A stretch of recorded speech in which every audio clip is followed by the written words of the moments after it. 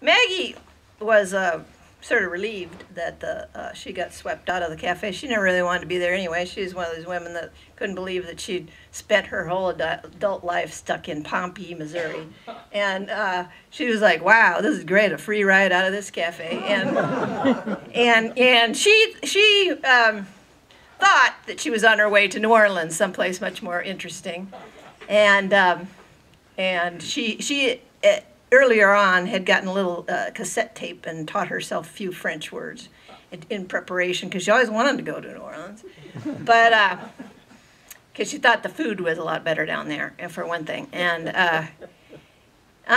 you know, unfortunately, what happened to her is she got washed up and stuck into the tree right above the roof of Crazy Eddie's Cafe. So there's nothing much left to do but just drop down onto the roof where she started from.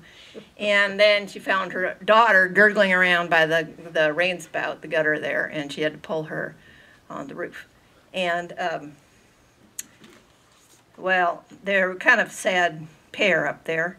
And they sat and watched what was going on, and what was going on was, I don't know how many of you lived through the 93 flood, but one of the most interesting things that happened then was that the river was so strong that forced the coffins right out of the cemetery, and they rose up and started floating down the river.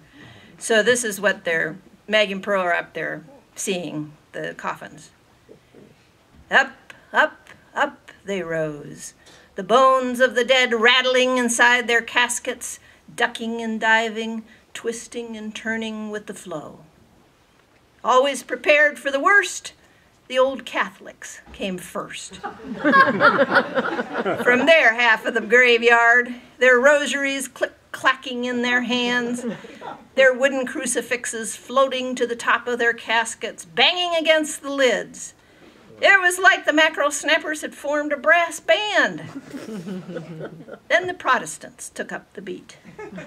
Their coffins rising, providing a backup rhythm, the squeak of old polished wood, the slow moan of the work ethic resonating through the loam.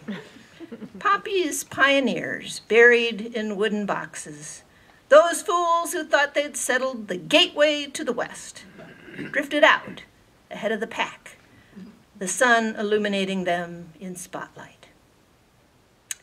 A handful of Jews followed, all descendants of a single grocer who had been recruited to town in its boom days. You're going off to some godforsaken place where they raise pork? The man's mother had asked in New York the day he began his trip. And now his coffin floated downstream, past the glue factory, his hollow bones releasing their last wail, a klezmer-like sound so alienated and eerie it would have made his mother weep. Next came the recent dead, those corpses missing a nose, a finger, with just enough youth to think the flood would leave them untouched.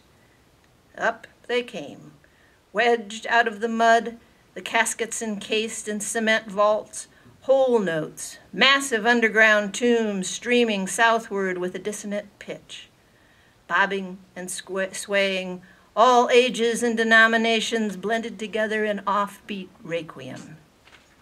As a coda, the suicides, those souls who had received little mercy in life and even less in death, their caskets banished to the most remote part of the cemetery, hovered near the roof of the cafe, where Eddie's own coffin had lodged before it began its journey downstream to New Orleans. Well, in this parade of caskets, they find Fink clinging to one of these caskets, and Fink's got a knife in his back. And they pull him up onto the roof, and with the intuition that only a mother could have of her daughter, and only a daughter could have of her mother, they suddenly knew each other's secret.